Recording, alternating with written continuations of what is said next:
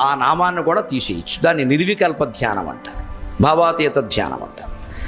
అనేక రకాల ధ్యానాలు చేసామనుకోండి, కాసేపు అది కాసేపు ఇదిను, అవన్నీ మనస్సులో పేరుకుంటే మళ్ళీ ఎక్కువ తక్కువలు పోలికలు కూడా వచ్చేస్తాయి. శివుడు గొప్పవాడా, రాముడు గొప్పవాడా, ఇంతకాలం చేసినా ఏమీ మంచి జరగలేదంటే నమశివాయ వల్ల ఉపయోగం, నమశివాయ వల్ల ఉపయోగం లేకపోతే నమో నారాయణ వల్ల కూడా ఉపయోగం ఏముండదు.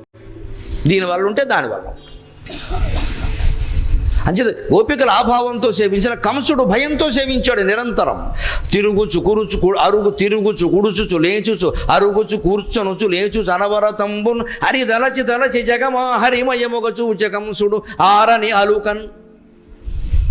తింటున్నా సరే, కూర్చున్నా సరే, లేస్తున్నా సరే, ఏ పని చేస్తున్నా సరే కృష్ణుడు చంపేస్తాడేమో, కృష్ణుడు చంపేస్తాడేమో, కృష్ణుడు చంపేస్తాడేమో అనే భావనతో కంసుడు ఉండడం వల్ల అతనికి 9 ఏళ్ల వయసులో ఉన్న కృష్ణుడు ఆయన సంహరించి మోక్షం ఇచ్చాడు కంసుడికి. ఎందుకంటే ఆయన కోరుకొని చేసింది నిరంతర ధ్యానం, కృష్ణ ధ్యానం.